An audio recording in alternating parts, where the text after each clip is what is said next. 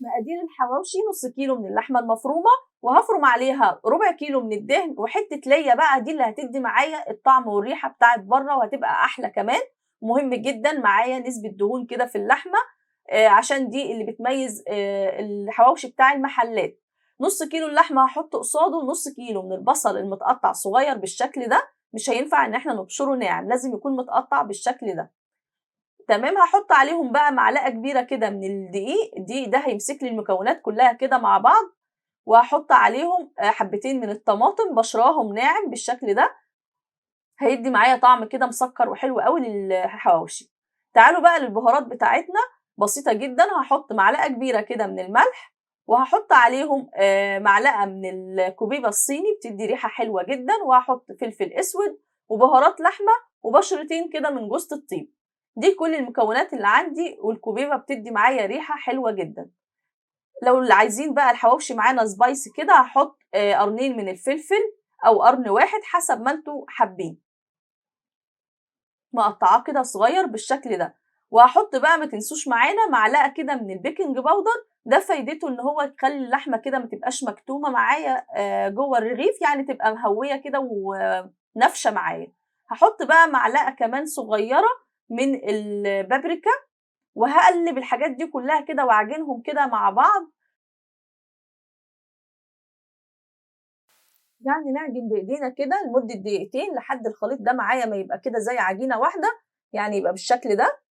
بصوا كده تمام قوي. هنشتغل فيها على طول بقى، مش هنسيبها ترتاح ولا اي حاجه، كده تمام قوي. هجيب بقى العيش البلدي بتاعي العادي خالص، وهبدا ان انا افتحه كده من الجنب فتحه صغيره، تقدروا تعملوا باي عيش انتوا حابينه. هفتح بقى كل كميه العيش اللي عندي، بالظبط الكميه دي اخدت معايا 12 رغيف، وكان الرغيف حلو كده ومليان زي ما هنشوف دلوقتي. تعالوا بقى نجيب الصواني بتاعتنا ونبدا ان احنا ندهنها بالسمنه كميه حلوه كده، عشان الحواوشي ياخد معايا لون حلو كده ويبقى مقرمش كده من بره. هجيب العيش وهبدا ان انا طبعا فتحناه وجهزناه، هبدا اخد معلقه كبيره كده وابدا احشي الرغيف بكميه كده تكون يعني مناسبه. المعلقه دي كبيره، فانا واخده كده معلقه كبيره بيها يعني. تمام. وبايدي كده بالراحه، وببدا ان انا يعني اضغط عليه عشان يتساوى كده، كميه اللحمه تتساوى جوه الرغيف وتتفرد كده جوه الرغيف كلها، زي ما هنشوف دلوقتي كده.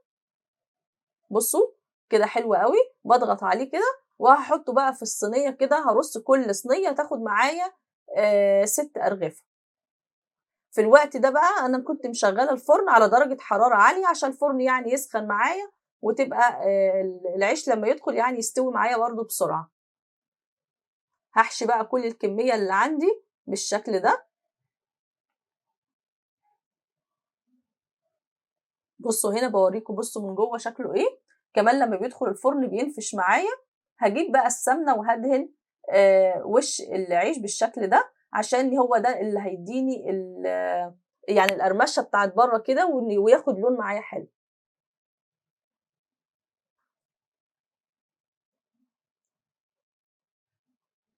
هدخل بقى اول صينيه عملتها كده في ارضيه الفرن لحد ما اعمل الصينيه التانيه.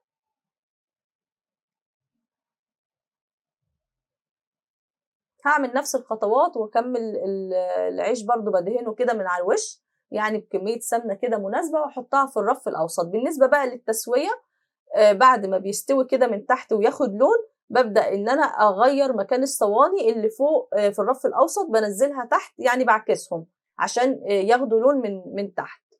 تمام. مش بشغل بقى الشواية.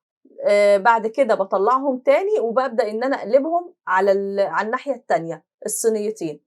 تمام كده أخدوا معايا لون من الوش والضهر، ولون حلو كده ولون دهبي. تمام. في الوقت ده باكون مشغّلة بقى البوتاجاز من فوق، يعني مولعة كده على فحماية صغيرة عشان أجمّع كده العيش في صينية واحدة، وأبدأ إن أنا أجيب الفحمة وأحطها كده على ورقة فويل عشان تدّي معايا ريحة كده للحواوشي بقى، بتبقى الريحة مالية البيت كلّه.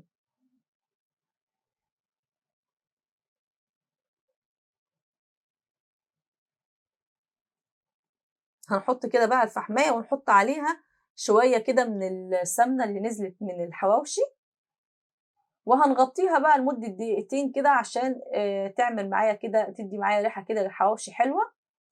ونحضر بقى اللي هنقدم فيه زي ما انتوا بقى حابين. ممكن تعملوا جنبه اي حاجة انتوا حابينها او طحينة. هحط بقى الحواوشي بتاعي في الصينية. بصوا بقى الجمال. عايزة اقول لكم ريحة البيت كلها كانت حواوشي وجايبة لاخر الشارع. ريحته حلوة جدا واحلى من بره طبعا عشان الحاجات اللي احنا ضفناها تدي معايا ريحة زي بتاعت بره. اللية والدهون والبصل والفحمة اللي احنا عملناها، لو مشينا على كل الحاجات دي هتاكلوا حواوشي احلى من بتاع بره.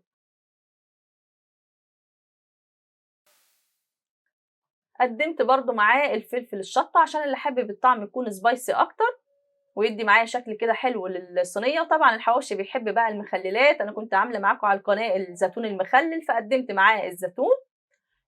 بصوا بقى كل اللي احنا عملناه ده 12 رغيف من حواوشي عملناهم بنص كيلو لحمه مفروم بس. طبعا كميه حلوه جدا والطعم مفيش احلى من كده. تعالوا برضه اوريكم من جوه شكله عامل ازاي. بصوا بقى الجمال. قولوا لي رايكم برضه في التعليقات وجربوه على ضمانتي هيعجبكم قوي. باي باي.